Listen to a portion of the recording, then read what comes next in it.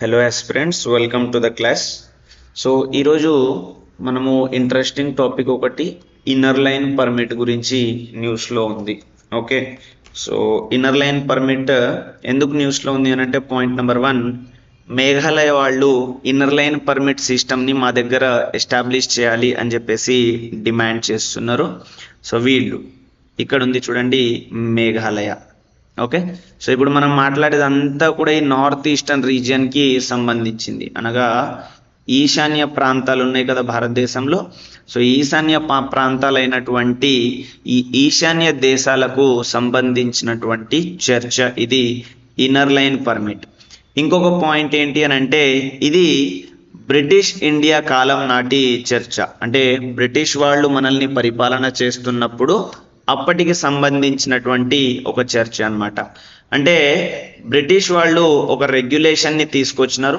ఆ రెగ్యులేషన్ ద్వారా ఈ నార్త్ ఈస్టర్న్ స్టేట్స్లో ఒక రకమైనటువంటి ఒక సిస్టమ్ని ఇంట్రడ్యూస్ చేసినారు. దానికి 2 కారణాలు ఉన్నవి. ఓకే, ఒకటి బ్రిటిష్ వాళ్ళ కమర్షియల్ యాక్టివిటీస్, వాళ్ళ వాణిజ్యపరమైనటువంటి లాభాల కోసం. మరొకటి అక్కడ ఉన్నటువంటి ఇండిజినస్ పీపుల్ యొక్క రక్షణ లేదా పరిరక్షణ కోసం. ఎందుకు, ఇక్కడ ఉన్న వాళ్ళు మొత్తం కూడా tribal people. So tribal people కాబట్టి వీళ్ళకి రక్షణ అవసరం. సో దానికి సంబంధించి నేను మనకి ఇంకొకటి ఇదేం చేస్తుంది, ఇన్నర్ లైన్ పర్మిట్ అంటే పౌరుల యొక్క మూమెంట్ అంటే కదలికను పర్మిట్ చేస్తుంది. పౌరుల యొక్క కదలికల మీద ఆంక్షలు విధిస్తుంది అనమాట. సో మరి పౌరుల కదలికకు సంబంధించి ఆర్టికల్ 19ని చూపించి, తర్వాత ఆ ఆర్టికల్ 19 మీద ఆంక్షలు ఎట్లా విధించవచ్చు అనేది చూపించి, దాని తర్వాత ఇన్నర్ లైన్ పర్మిట్ గురించి మనము డిస్కస్ చేద్దాం. సో మీరు ఆర్టికల్ 19 క్లాజ్ 1 చూస్తే, సబ్ క్లాస్ ఏలో freedom of speech and expression, భావ ప్రకటన స్వేచ్ఛ మరియు మాట్లాడే స్వేచ్ఛ, assemble peacefully and association, and ఇది free movement throughout the territory of India. దీన్ని పట్టుకోండి ఇప్పుడు మీరు. సో క్లాజ్ డీని పట్టుకోండి. సో ఆర్టికల్ 19లో క్లాజ్ 1లో సబ్ క్లాజ్ డి, ఎవ్రీ సిటిజన్కి త్రూ అవుట్ ద టెరిటరీ, పూర్తి భారతదేశంలో స్వేచ్ఛగా తిరిగేటువంటి హక్కు ఉంది. పూర్తి భారతదేశంలో స్వేచ్ఛగా తిరిగేటువంటి హక్కు ఉంది. అయితే నేను గతంలో కూడా చెప్పుకుంటూ వస్తున్నా, మనకి ఉన్నటువంటి హక్కులన్నీ కూడా లిమిటెడ్, అవి అన్లిమిటెడ్ కాదు అండ్ అబ్సల్యూట్గా ఉండవు. They are just qualified. అయితే ఇప్పుడు ఈ ఇన్నర్ లైన్ పర్మిట్ ప్రకారం ఏంటి అని అంటే, ఎవరైనా, సో ఇక్కడ కొన్ని స్టేట్స్ ఉన్నవి, ఆ స్టేట్స్ ఏంటో కూడా చూద్దాం. ఈ స్టేట్స్లో తిరగాలి అని అంటే ఇన్నర్ లైన్ పర్మిట్ తీసుకొనే తిరగాలి, మరియు ఆ పర్మిట్లో ఎన్ని రోజులకి నీకు పర్మిషన్ ఉంటుందో అన్ని రోజులు మాత్రమే ఆ ఏరియాలో తిరగాలి. సరే, మరి ఇప్పుడు ఈ ఇన్నర్ లైన్ పర్మిట్ అనే concept article 19 clause 1 sub clause డిని ఉల్లంఘిస్తలేదా అని అంటే ఉల్లంఘిస్తలేదు అని చెప్పుకుంటాం మనం. ఎట్లా, ఇప్పుడు 19 ఆర్టికల్ క్లాజ్ 1 సబ్ క్లాస్ డిలో, సో కొంచెం అర్థం చేసుకోవడానికి ఇబ్బందిగా ఉన్నా కూడా పూర్తి క్లాస్ వింటే క్లియర్ అవుతుంది. ఇంట్రొడక్షన్లో కొంచెం ఈ టాపిక్ లిటిల్ బిట్ డిఫికల్ట్గానే ఉంటుంది, but I'm breaking it as simple as possible. So ఇప్పుడు చూడండి, ఇప్పుడు ఈ 19(1)D మీద 19లో 1 ఒక హెడ్డింగ్ అనుకుంటే, డి ఇంకొకటి సబ్ హెడ్డింగ్. దీని మీద ఆంక్షలు ఎట్లా విధించవచ్చు అంటే, ఒక పౌరుడు భారతదేశంలో తిరగడానికి ఆంక్షలు ఏ విధంగా విధించవచ్చు అనేది కింద మనకి ఉన్నాయి. సో దేంట్లో ఉంది అని అంటే ఇక్కడ క్లాస్ 5లో ఉన్నాయి అనమాట. ఓకే, ఆర్టికల్ 19 క్లాజ్ 5లో ఉన్నవి ఏమని ఉన్నాయి, of the said clause shall effect operation of the existing law so far as it imposes or prevents the state from making any law imposing reasonable restrictions on the exercise of rights conferred by the said subclass, either in the interest of the general public or protection of the interest of the scheduled tribe. ఈ point మీద focus చేయండి, protection of the scheduled tribe. So ఇదంతా చదివితే మీకు ఏం అర్థం కాలేదు. Okay, so మరి అందుకే నేనున్నా. మరి ఏం చెప్తుంది సబ్ క్లాస్ ఈ క్లాస్ 5 అని అంటే ఇది నోట్ చేయండి, దీన్ని కూడా ఇగ్నోర్ చేయండి, సబ్ క్లాస్ ఈని కూడా ఇగ్నోర్ చేయండి. అయితే 1914 ప్రకారము మనకి ఇచ్చినటువంటి హక్కు ఏంటి అని అంటే స్వేచ్ఛగా తిరగటం. 19(1)D ప్రకారం మనకి ఇచ్చినటువంటి హక్కు స్వేచ్ఛగా తిరగటము. కానీ ఆ స్వేచ్ఛగా తిరిగేటువంటి హక్కు మీద ఆర్టికల్ 19 క్లాజ్ 5 ప్రకారము ఆంక్షలు విధించవచ్చు. కారణాలు ఏంటి అని అంటే సాధారణ ప్రజా ప్రయోజనం కావచ్చు, లేదా షెడ్యూల్డ్ ట్రైబ్ యొక్క రక్షణ కావచ్చు. షెడ్యూల్డ్ ట్రైబ్ యొక్క రక్షణ కోసము లేదా సాధారణ ప్రజా ప్రయోజనం కోసం, 2 కారణాలు, 1, 2.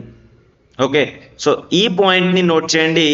ఇప్పుడు ఈ ఇన్నర్ లైన్ పర్మిట్ అనేది మనకి క్లాజ్ 5 ప్రకారము విధించినటువంటి ఆంక్ష అని గుర్తుపెట్టుకోవచ్చు. సో క్లాజ్ 5 ప్రకారం విధించినటువంటి రిస్ట్రిక్షన్. ఎందుకు? అక్కడ ట్రైబల్ పీపుల్ ఉన్నారు. సో అక్కడ ట్రైబల్ పీపుల్ యొక్క పరిరక్షణ కోసం. సో ఇప్పుడు మనం ఉన్నాము ఆంధ్ర నుంచో, తెలంగాణ నుంచో, లేకపోతే ఢిల్లీ నుంచో మేము వెళ్ళి ఈ ఏరియాలో స్థిరపడతాము, మేము అక్కడ ఉన్న ఉద్యోగాలు చేస్తాము అని అంటే పాసిబుల్ చేయవచ్చు మనము. కాకపోతే ఇన్నర్ లైన్ పర్మిట్ అనేది తీసుకోవాలి. ఓకే, సో మనం పర్మిషన్ అనేది తీసుకోవడం జరుగుతుందన్నమాట. సో కాబట్టి ఇది మొత్తం ట్రైబల్ ఏరియా కాబట్టి ట్రైబల్ ఏరియాలో ఇతర రాష్ట్రాల నుంచి సాధారణ పబ్లిక్ యొక్క ఫ్లో అంటే వెళ్ళటాన్ని రిస్ట్రిక్ట్ చేయటం కోసము ఇన్నర్ లైన్ పర్మిట్ అనేది ఉంది. I hope it is clear. So ఇప్పుడు మేఘాలయ వాళ్ళు డిమాండ్ చేస్తున్నారు ఇన్నర్ లైన్ పర్మిట్ కోసం. ఇప్పటి వరకు ఏ రాష్ట్రాల్లో అమల్లో ఉంది ఇన్నర్ లైన్ పర్మిట్ అనేది మీరు ఒకసారి చూసుకుంటే,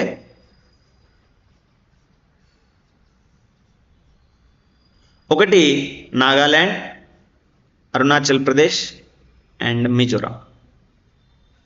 ఎక్కడెక్కడుంది? అరుణాచల్ ప్రదేశ్, నాగాల్యాండ్ అండ్ మిజోరాం. సో ఈ 3 రాష్ట్రాల్లో ఉంది. Important question can be asked. ఏమని అడుగుతారు అని అంటే ప్రస్తుతం ఇన్నర్ లైన్ పర్మిట్ ఏ రాష్ట్రాల్లో అమల్లో ఉంది అని అడుగుతాడు అన్నమాట. ప్రస్తుతం ఏ రాష్ట్రాల్లో ఇన్నర్ లైన్ పర్మిట్ అమల్లో ఉంది అని అంటే, ఒకటి అరుణాచల్ ప్రదేశ్, దానికి ఆనుకొని ఉన్నటువంటి నాగాల్యాండ్, మూడోది మిజోరాంలో ఉంది. సో ఇప్పుడు మనము తెలంగాణ నుంచి అరుణాచల్ ప్రదేశ్ వెళ్ళాలి అంటే ఇన్నర్ లైన్ పర్మిట్ తీసుకోవాలి, లేదా నాగాల్యాండ్కి వెళ్ళాలి అంటే ఇన్నర్ లైన్ పర్మిట్ తీసుకోవాలి, మిజోరాంకి వెళ్ళాలి అని అంటే ఇన్నర్ లైన్ పర్మిట్ అనేది తీసుకోవాలి. మరి దీని యొక్క ఆరిజిన్ ఎక్కడ జరిగింది? ఇన్నర్ లైన్ పర్మిట్కి సంబంధించి ఆరిజిన్ ఎక్కడ జరిగింది అని అంటే, సో ఇంతకుముందు చెప్పినట్లుగా భారతదేశంలోని కొన్ని రక్షిత ప్రాంతాలు అనగా ఇప్పుడు చెప్పినటువంటి 3 రాష్ట్రాలు. సో ఈ 3 రాష్ట్రాల్లో తిరగాలి అని అంటే పౌరుల యొక్క కదలికను నిర్వహించడానికి అండ్ ఇది పరిమిత కాలానికి పౌరులను అనుమతిస్తుంది. సో ఇన్నర్ లైన్ పర్మిట్ అనేది అధికారిక ప్రయాణ పత్రం. సో భారత పౌరుడు ఈ రక్షిత ప్రాంతంలోకి, ఎక్కడున్నాయి ఆ రక్షిత ప్రాంతాలు అంటే ఈ 3 స్టేట్స్లో రక్షిత ప్రాంతంలోకి ప్రయాణం చేయడానికి అనుమతించే ప్రయాణ పత్రమే inner line permit. So inner line అంటే లైన్ లోపల, పర్మిట్ అంటే పర్మిషన్, వర్డ్లోనే ఉంది మీకు క్లియర్గా. సో ఇది ఎక్కడుంది? ఈశాన్య రాష్ట్రాల్లో ఎక్కడ అంటే పర్టికులర్గా ఈ 3 స్టేట్స్, ఈ 3 రాష్ట్రాల్లో ఉంది. ఓకే, ఎందుకు మరి ఇది అంటే స్థానిక వర్గాల యొక్క ఆసక్తి మరియు సంస్కృతిని రక్షించడం కోసం. సో స్థానిక వర్గాలు అంటే ఎవరు ఇక్కడ? Tribal people. So tribal people యొక్క కల్చర్ని మరియు వాళ్ళ యొక్క అస్తిత్వాన్ని రక్షించడం కోసం ఇది. సో ఇది ఇప్పుడు సినారియో. ఓకే, ఇది ఇప్పుడు స్వతంత్రం వచ్చిన తర్వాత సినారియో. కానీ దీని యొక్క ఉద్భవం చూసుకుంటే 1873లో బెంగాల్ ఈస్టర్న్ ఫ్రంటియర్ రెగ్యులేషన్ ద్వారా ఈ ఇన్నర్ లైన్ పర్మిట్ అనేటువంటి కాన్సెప్ట్ వచ్చింది. ఇది ఇంపార్టెంట్. సో దీని యొక్క ఉద్భవం ఎప్పుడు జరిగింది అని అంటే 1873లో. దానికి సంబంధించిన regulation Bengal eastern frontier regulation. Bengal eastern frontier regulation. దీని మీనింగ్ ఏంటి? సో ఇదంతా కూడా అప్పట్లో బెంగాల్ అన్నమాట. ఇదంతా కూడా అప్పట్లో ఆఫ్ కోర్స్ బీహార్ ఇది వేరేనే ఉండే, బట్ ఈ ఏరియా మొత్తం ఓకే. సో ఈ ఏరియా మొత్తాన్ని మనము అప్పట్లో బెంగాల్ అని అన్నాము, అంటే ఇంక్లూడింగ్ బంగ్లాదేశ్. ఎప్పుడు స్వతంత్రం కంటే ముందు. సో ఇప్పుడు ఈ బెంగాల్కి ఈస్ట్లో ఉన్నటువంటి ఏరియా, ఈస్ట్లో ఉన్నటువంటి ప్రాంతాలనే ఈస్టర్న్ ఫ్రంటియర్ అని అంటాం. ఫ్రంటియర్ అంటే ముందు అని అంటాం, ఫ్రంట్ అంటే ముందు అని అంటాం కదా. సో అట్లాగనే ఫ్రంటియర్ అంటే బెంగాల్కి ఈస్ట్లో ఉన్నటువంటి ఈస్టర్న్ ఫ్రంటియర్. సో దాని యొక్క ఈస్ట్ ముందు భాగంలో తూర్పు ముందు భాగంలో ఉన్నటువంటి ప్రాంతాల నియంత్రణ నియమాలు 1873. ఓకే, 1873 బెంగాల్ తూర్పు ప్రాంతాల నియంత్రణ నియమాలు, దాని ద్వారా దీని యొక్క ఉద్భవం అనేది జరిగిందనమాట. సో అప్పుడు సరే, ఇప్పుడు మనం ఏమన్నాము, అక్కడ ట్రైబల్ పీపుల్ ఉన్నారు కాబట్టి ఆ ట్రైబల్ పీపుల్ యొక్క కల్చర్ని కాపాడడం కోసం మనకి స్వతంత్రం వచ్చిన తర్వాత నడుపుకుంటున్నాం. మరి బ్రిటిష్ వాళ్ళు ఎందుకు ఆ ఇన్నర్ లైన్ పర్మిట్ని ఇంట్రడ్యూస్ చేసినారు అని అంటే, కేర్ఫుల్గా ఈ 3 పాయింట్స్ని అబ్జర్వ్ చేయండి. నూనె, టీ మరియు ఏనుగుల వ్యాపారం అక్కడ విరివిగా జరిగేది. ఏంటివి ఆల్రెడీ మీకు తెలుసు, అస్సాం అండ్ దట్ ఏరియా. ఇంకొక పాయింట్ నోట్ చేయాలి, ఇవన్నీ కూడా 1971 తర్వాత రీఆర్గనైజ్ అయినటువంటి ఏరియాస్.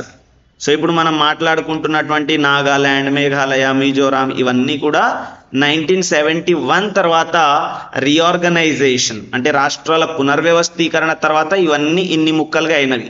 కానీ దానికంటే ముందు ఇది మొత్తం కూడా ఒకటే ఏరియాగా ఉంది. ఎప్పుడు మనకి స్వతంత్రం రాకంటే ముందు. ఓకే, సో రాష్ట్రాలు అనేవి 1971 తర్వాత వివిధ రాష్ట్రాలుగా విభజీకరణ చెందినవి అని గుర్తుపెట్టుకోవాలి. సో అప్పుడు బ్రిటిష్ సబ్జెక్టులు, ఇక్కడ సబ్జెక్ట్ అంటే పీపుల్, అంటే బ్రిటిష్ పీపుల్ ఆ ప్రాంతంలో ప్రవేశించకుండా మరియు వాళ్ళ యొక్క వాణిజ్య వెంచర్లను స్థాపించకుండా నిరోధించింది. ఓకే, తద్వారా ఏం జరిగింది, అక్కడ కేవలం బ్రిటిష్ ఈస్ట్ ఇండియా కంపెనీ లేదా ఇక్కడ మీకు ఆల్రెడీ 1857లో రివోల్ట్ జరిగిన తర్వాత బ్రిటిష్ ఈస్ట్ ఇండియా కంపెనీ రద్దు అయిపోయి మన పరిపాలనని డైరెక్ట్ బ్రిటిష్ రాణి లేదా బ్రిటిష్ రాజు చేపట్టడం జరిగింది.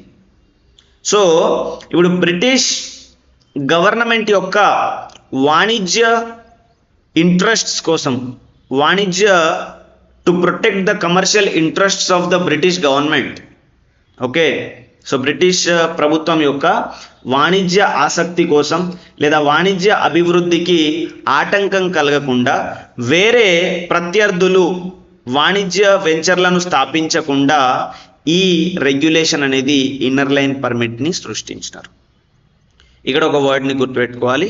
సో అక్కడ బ్రిటిష్ సబ్జెక్ట్ అనేటువంటి పదము 1873లో వారు ప్రవేశపెట్టినారు. సో ఇప్పుడు మనకు స్వతంత్రం వచ్చేసింది 1947లో స్వతంత్రం వస్తే 1950లో మన సొంత రాజ్యాంగం అమల్లోకి వచ్చింది. సో ఇప్పటికీ కూడా ఈ ఇన్నర్ లైన్ పర్మిట్ అనేది అమల్లో ఉంది.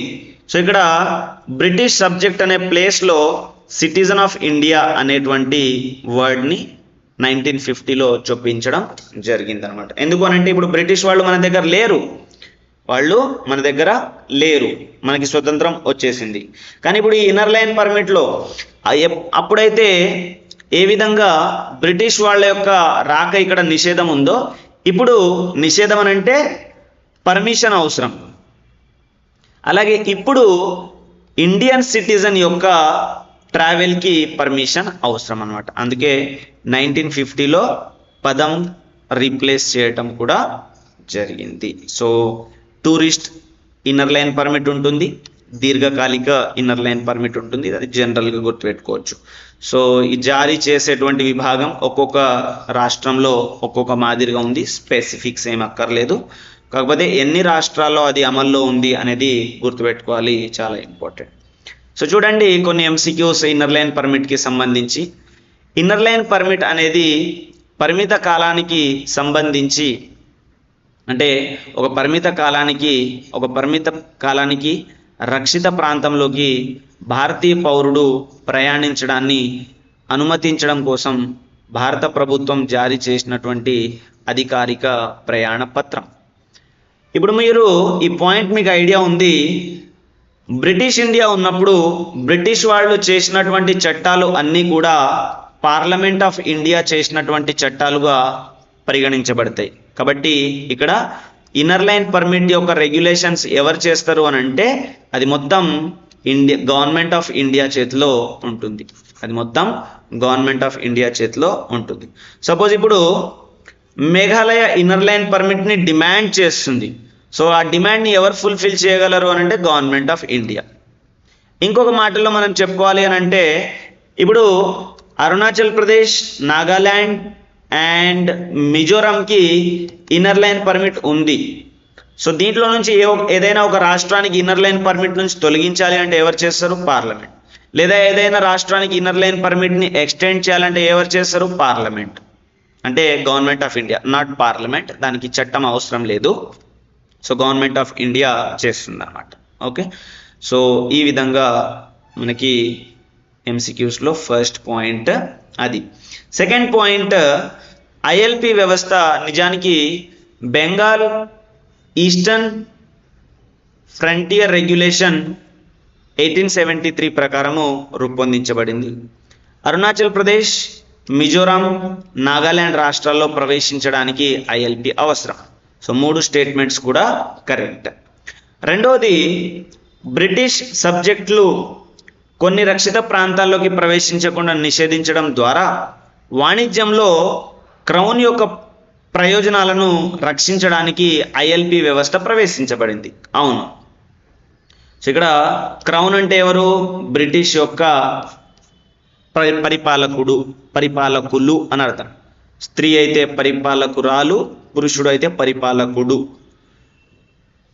రెండో స్టేట్మెంట్, స్వాతంత్ర్యం తర్వాత ఐఎల్పి నిబంధనలో ఉన్నటువంటి బ్రిటిష్ సబ్జెక్ట్ అనే పదాన్ని సిటిజన్ ఆఫ్ ఇండియాతో భర్తీ చేయడం జరిగింది. కరెక్ట్. సో నేడు అంటే ఈరోజు ఐఎల్పి, నేడు అంటే ఈరోజు కాదు, నేడు అంటే అప్పుడు. ఓకే, అంటే గతంలో బ్రిటిష్ వాళ్ళు ఉన్నప్పుడు. సో ఐఎల్పి వ్యవస్థ యొక్క ప్రాథమిక ఉద్దేశం భారత ప్రభుత్వ వాణిజ్య ప్రయోజనాలను కాపాడటం. సో అప్పుడు వాణిజ్య ప్రయోజనాలు భారతదేశానికి సంబంధించినవి కావు, అది క్రౌన్కి సంబంధించినవి. సో దీనికి సంబంధించిన ఆన్సర్ కూడా స్టేట్మెంట్ 1లోనే ఉంది, 1, 2, 3. సో ఇక్కడ కాబట్టి మూడో స్టేట్మెంట్ అనేది రాంగ్. కనుక 1, 2 మాత్రమే సరైన సమాధానాలు. ఓకే, సో నేడు అంటే ఆ రోజుల్లో, అంటే దాన్ని ఇన్నర్ లైన్ పర్మిట్ ప్రారంభించినటువంటి రోజుల్లో. ఓకే, సో ఇది మనకి ఇన్నర్ లైన్ పర్మిట్ గురించి ఉన్నటువంటి ఇంపార్టెంట్ అంశం. సో క్విక్గా రీక్యాప్ చేస్తే మీరు గుర్తుపెట్టుకోవాల్సినటువంటి అంశాలు, రాజ్యాంగం నుంచి మొదలు పెడితే, సో మీరు ఈ క్లాస్ 5 గురించి ఎవరు చదవరు, బట్ ఈ క్లాస్ 2 గురించి మాత్రం అందరు చదువుతారు. ఓకే, సో దీంట్లో ఉన్నటువంటి కారణాలు కూడా అన్ని గుర్తుపెట్టుకోవాలి. అంటే రీజన్స్, రిస్ట్రిక్షన్స్ వేటి మీద పెడతారు అన్నది. ఇది article 19 clause 1 sub clause A freedom of speech and ఎక్స్ప్రెషన్కి సంబంధించి. అండ్ సబ్ క్లాజ్లో రిస్ట్రిక్షన్స్ ఉంటాయి, ఆ రిస్ట్రిక్షన్స్ని అందరూ గుర్తుపెట్టుకోవాలి. అంటే ఇవన్నమాట: sovereignty, integrity of India, security of state, friendly relation with foreign state, public order, decency, morality, contempt of court, defamation and incitement to an offence. So ఈ మొత్తం 8 రీజన్స్ ఉంటాయి, ఆ 8ని గుర్తుపెట్టుకోవాలన్నమాట. ఓకే, సో ఇది 19(1)D అనేది మూమెంట్కి సంబంధించి. సో దీంట్లో ఉన్న ABCDEFG, ఎఫ్ని తొలగించేసినారు. So ఇవన్నీ కూడా గుర్తుపెట్టుకోవాలి. మ్యాచ్ ద ఫాలోయింగ్లో అడుగుతారు. Article 19 important. సో ఆర్టికల్ 19కి సంబంధించిన బ్యాక్గ్రౌండ్. అండ్ ఇప్పుడు దీంట్లో ఇన్నర్ లైన్ పర్మిట్ వ్యవస్థ అనేది మేఘాలయలో డిమాండ్ నడుస్తుంది. సో ఇది పౌరుల కదలికను నియంత్రిస్తుంది, అందుకే దీన్ని మనము అధికారిక ప్రయాణ పత్రం అని అనొచ్చు. ఇది రక్షిత ప్రాంతం, 3 రాష్ట్రాల్లో ఉంది ప్రస్తుతం. ఆ 3 రాష్ట్రాలని మీరు గుర్తుపెట్టుకోవాలి. సో ఇది పరిమిత కాలానికి సంబంధించింది అని, అండ్ ఆ 3 రాష్ట్రాలు ఈశాన్య ప్రాంతంలో ఉన్నాయని, తర్వాత అక్కడ స్థానిక ఆసక్తులని కాపాడడం కోసం అని గుర్తుపెట్టుకోవాలి. దీనికి సంబంధించినటువంటి రెగ్యులేషన్ అండ్ బ్రిటిష్ వాళ్ళు ఎందుకు తీసుకొచ్చినారు, సో వాళ్ళ యొక్క ఎకనామిక్ ఇంట్రెస్ట్ కోసం. ఎందుకనంటే ప్రత్యర్థులు వచ్చి అక్కడ బిజినెస్ ఎస్టాబ్లిష్ చేయకూడదు అని చెప్పేసి. ఎందుకంటే ఇక్కడ మీరు ఇంకొక పాయింట్ని గుర్తు చేసుకోండి. 1833లో బ్రిటిష్ ఈస్ట్ ఇండియా కంపెనీ యొక్క గుత్తాధిపత్యం మొత్తం రద్దు చేసినారు. సో ఇప్పుడు బ్రిటిష్ వాళ్ళు భారతదేశంలో ఎక్కడికైనా వెళ్ళి వాళ్ళు ఫ్యాక్టరీస్ స్థాపించవచ్చు. సో మళ్ళీ ఇప్పుడు వీళ్ళకి ఇది ఒక ఆయుధం అనమాట. సో అట్లా ఫ్యాక్టరీస్ అవి ఆపడానికి. తర్వాత 1950లో ఏ విధంగా పదం చేంజ్ చేసినారు అండ్ దేనికి చేంజ్ చేసినారు, 11వ పాయింట్ ఈ విధంగా గుర్తుపెట్టుకోండి. 12వ పాయింట్ ఎన్ని రాష్ట్రాల్లో అమల్లో ఉంది, Arunachal Pradesh, Mizoram and Nagaland. Okay, so దీంతో ఇన్నర్ లైన్ పర్మిట్ మీద క్లాస్ కంప్లీట్ అవుతుంది. మళ్ళీ మనకి సో న్యూస్లో ఇంకొక ఇంపార్టెంట్ టాపిక్ ఉంది ఇంటర్నేషనల్ రిలేషన్స్ పాయింట్ ఆఫ్ వ్యూలో. ఓకే, సో 1991లో మనకి పివి నరసింహారావు ప్రభుత్వం ఏర్పడింది సెంటర్లో. అప్పుడు 1992లో లుక్ ఈస్ట్ పాలసీని వాళ్ళు ప్రారంభించుతున్నారు. Look east policy, LEP. దాన్ని 2014లో మోడీ గవర్నమెంట్ వచ్చిన తర్వాత యాక్ట్ ఈస్ట్ పాలసీగా మార్చినారు. ఈ 2 సంవత్సరాలు ఇంపార్టెంట్, గుర్తుపెట్టుకోవాలి. సో అది లుక్ ఈస్ట్ పాలసీగా ఎప్పుడు ఉంది అని అంటే 1992లో ఉంది. యాక్ట్ ఈస్ట్గా ఎప్పుడు మారింది అని అంటే 2014లో మారింది. సో దీనికి సంబంధించి ఈజీగా గుర్తుపెట్టుకోవడానికి మీరు 73 మరియు 74 రాజ్యాంగ సవరణలని ఇక్కడ లింక్ చేసుకోవచ్చు. సో 73, 74 రాజ్యాంగ సవరణలు దేనికి సంబంధించి, స్థానిక ప్రభుత్వాలకు సంబంధించి. ఓకే, సో అదే సంవత్సరంలో జరిగింది కాబట్టి ఆ వేలో మీరు ఈ లుక్ ఈస్ట్ పాలసీని గుర్తుపెట్టుకోవచ్చు. అండ్ ఈ 2014లో అప్పుడే గవర్నమెంట్ ఏర్పడింది, Modi government, as well as తెలంగాణలో కూడా గవర్నమెంట్ ఏర్పడింది. తెలంగాణకి మనకి స్టేట్ రీఆర్గనైజేషన్ అయింది, రాష్ట్రం యొక్క పునర్వ్యవస్థీకరణ అయింది, అట్లా కూడా గుర్తుపెట్టుకోవచ్చు. అదే 2014లో రీసెంట్గా మనము 10 years కంప్లీట్ అయింది. mygov.com, my government website government of India open చేసి లాంచ్ చేసి. సో 10 years అయిపోయిన సందర్భంలో ఇట్లా కూడా మీరు గుర్తు పెట్టుకోవచ్చు. Okay, with another interesting topic will be seeing you in the next class. So keep spreading the videos and keep learning. ఏమైనా సజెషన్స్, టాపిక్స్, డౌట్స్ ఏమైనా ఉంటే you can directly comment below. And you can find all the classes of Indian polity in Wisdom Way Academy of Excellence. Wisdom Way Academy of Excellence in YouTube channel. Okay, so we'll be seeing you in the next class. Thanks again. Have a nice time.